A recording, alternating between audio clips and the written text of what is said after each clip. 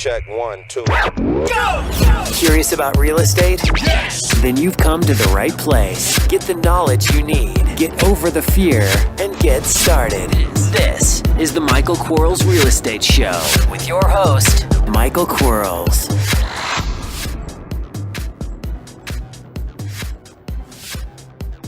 Hello, everybody. Michael Quarles with podcast 147.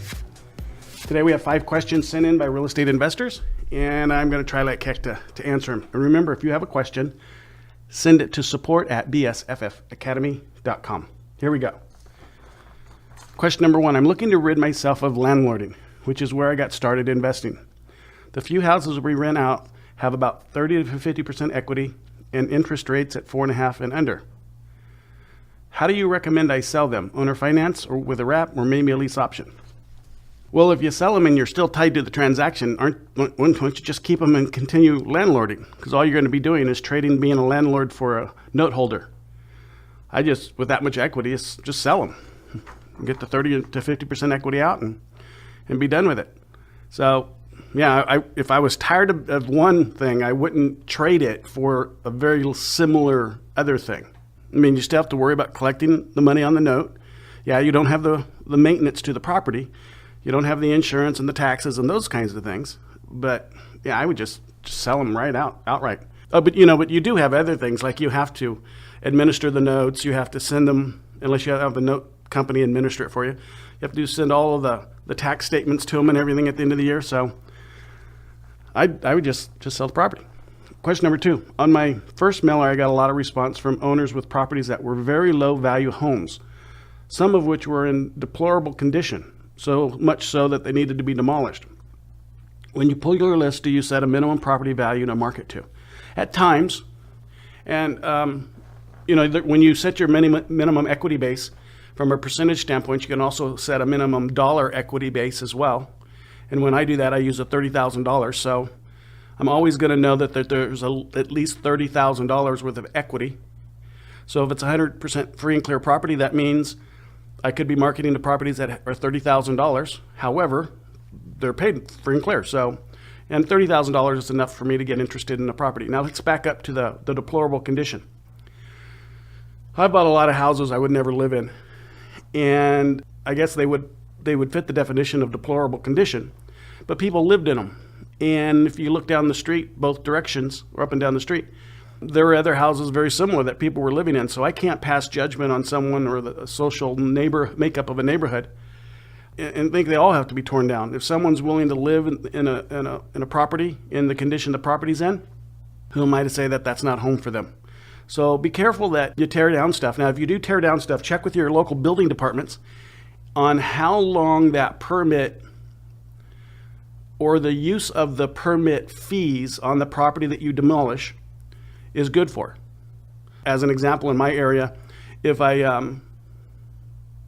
have a burnout or a house that's been torn down, I have 6 months, a period of 6 months time, that if I built or put something back onto the property at the same square footage or less, then my permit costs, which are extremely high, because the permit costs just aren't for the permit for the building, they're traffic and zoning fees, school fees, those kinds of things. Those are not necessarily waived, but because they've already been paid at one time, I don't have to pay them again. If the unit that I'm putting on the property is bigger than what was torn down, I just have to pay the difference. But after 6 months, I have to pay the full bore again. So if you're going to tear something down, check your local building department regs on that, because you could be demolishing value. So rather than tearing it down and then selling it, sell it as a tear down, so whoever tears it down, they have the entire period of time to use that permit fee, if that makes any sense. Question number 3. Since you have a BPO done on the property after you get it under contract, what is the purpose in ordering a full-blown appraisal? What would be missed if this step is skipped? Value. BPO, I can't take to a lender and say, hey, this person says it's worth X dollars. That's not what a BPO is for. The BPOs are the first stage of an opinion of a professional, but that professional is not being relied upon for any type of financing instrument. So the reason I do the BPO before I get the appraisal is because the BPO is $150, and appraisal can be from $350 to $525. it's cheaper to kick it at BPO stage than it is if I get an appraisal on everything that I'm kicking. And always trust your appraisal, even though it may be low. And as an example of that, we had a house out in Texas where the BPO came in at $83,000, and we thought we were doing good. We had it under contract for $29,000, and BPO came in at $83,000. We sent it to the appraiser for confirmation of the $83,000, and he came back at $40,000. Well, the $29,000 no longer worked, so we renegotiated that property down to $20,000, which made it a mini deal, but it's still a deal. So on the upside to that, if a real estate agent in the local marketplace thinks it's worth $83,000 and the appraiser thinks it's worth $40,000, kind of what that tells me is maybe with a little effort we can get that property from $40,000 to $83,000.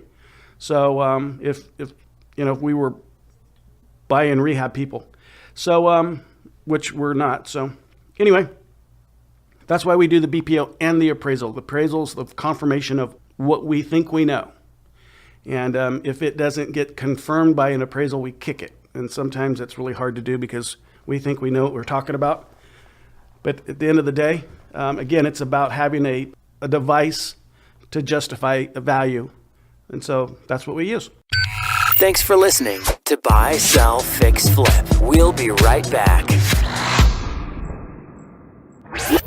Are you running out of leads? It's time you tried Yellow Letters at yellowletters.com. Get motivated seller leads through yellow letters, postcards, zip letters, typed professional letters, greeting cards, door hangers, and business cards.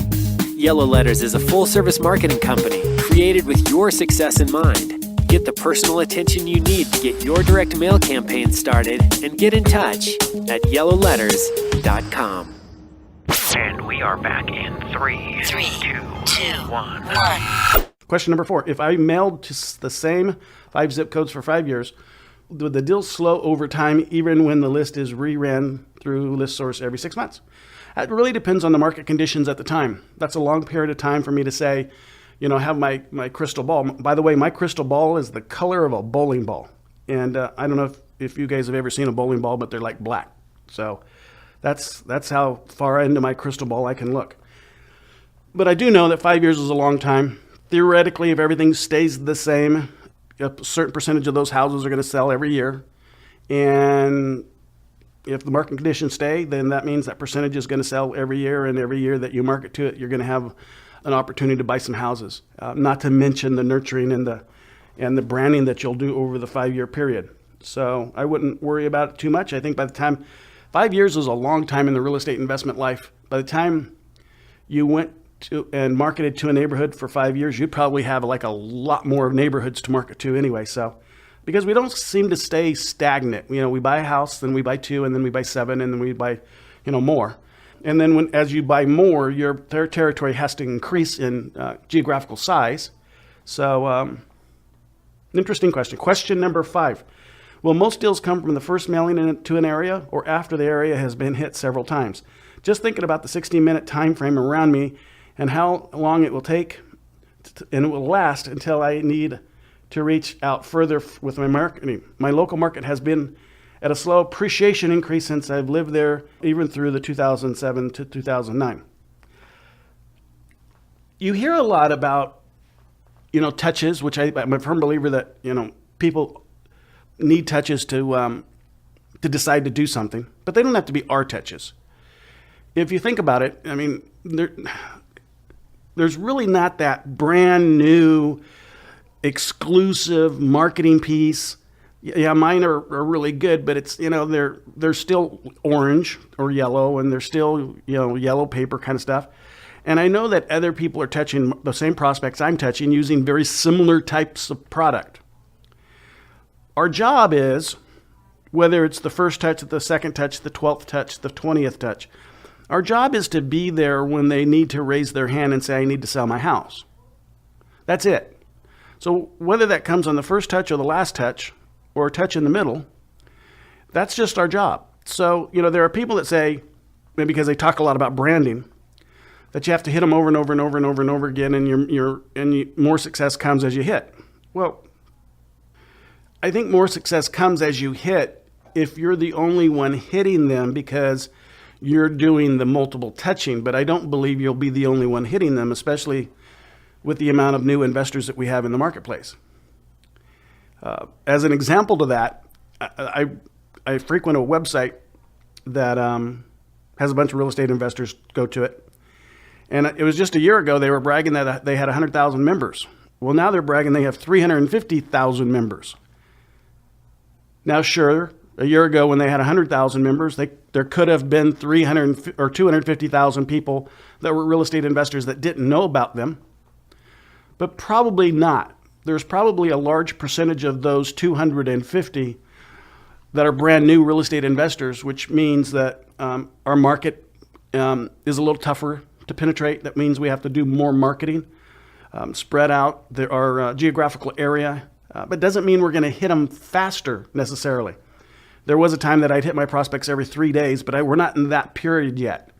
That was a period of time when seemed like everybody wanted to sell, wanted to move, and everybody had it. Not everybody, everybody's a big word, but a lot of people had equity and the ability to buy from.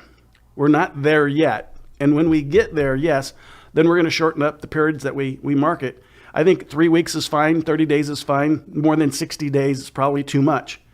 But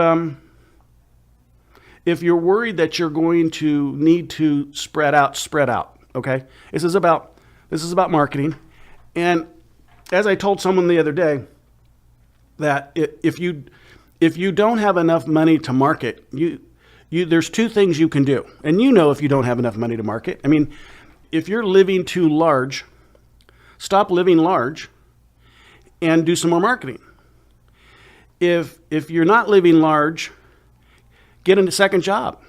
My wife, when I met her, had 3 jobs and she was a school teacher. She had 2 boys. One was she's sending to college and the other one was just about ready to get to college. And she was a single parent. And, her responsibility to her life and her children was, I want to support my kids and allow them to do the things that they need to do in order to be successful citizens in their life. So she had 3 jobs. So go get another job. If you got another job part-time at Home Depot or something like that, or an evening job or what have you, made an extra $1,000, man, an extra $1,000 is a lot of prospects. So stop living so large. And you know what that means. That means instead of going out to the nicer restaurants, maybe go out to, or maybe cook at home, that kind of stuff. Instead of the sodas from, McDonald's or Fat in the Box for $2 a piece or whatever they are, fill up a container of water and take it with you. I mean, if you bought a soda or a cup of coffee every day for $2 or $3 in a month, 2 times 30 is 60. And you guys can tell I went to school. I finished the 4th grade. But $60. What could you do with $60? It doesn't seem like a lot, but it's just one thing during the day. So stop living large and get another job if you don't have enough money to market. But you better be marketing because there's a lot of you out there. And it will sadden me that if you're not successful, and the only reason you're not successful is because you didn't attempt to be. And yes, it's tough. It is absolutely tough. I know it's tough. Man, there's not a day that goes by that I don't look at my marketing budget and think, man, if I just didn't do it, that I can't look at it that way. Because if I didn't do it, I wouldn't have anything. That's the point. So increase your marketing budget, increase your territory. And I'm proving to you folks, if you listen to the daily deals, you do not have to knock on a door. Don't knock. You don't have to do it. I think it's important that you learn how to do it so that when you buy them over the phone, you understand how to do that easier, make that more simple. But we got the Alex and Ryan scripts over there at the Daily Deal site, only $497. I mean, you can hire an Alex for $10.50 an hour, plus all the other stuff, so it works out to be about $16. 16 times there's 167 hours a month that someone can work. What is that? It's less than $2,000. I don't know, maybe it's a little bit more. But for $2,000, you can have someone sit in a chair and be your Alex and Ryan. You don't have to know anything about real estate. If you think about it, you don't have to know how to value a house, how to sell a house, how to buy a house, how to repair a house. You don't have to know anything as long as you follow systems that are in place that causes sellers to say yes and sell a house to you at cents on the dollar, and then confirm that with a BPO and an appraisal. But man, it's all about marketing and then being ready to, marketing equals lead generation. Then we've got lead capture and lead fulfillment. Man, we got to answer the calls or return the calls, and then we've got to fulfill the call by buying and selling the house. So pretty easy business if you really want to dissect it that way. Great questions today, guys. I appreciate it. I'm sorry I got a little long-winded, longer than normal. We'll talk tomorrow. Thanks so much. Bye-bye. Thanks for listening to the Michael Quarles Real Estate Show. Get more info and stay in touch at michaelquarles.com.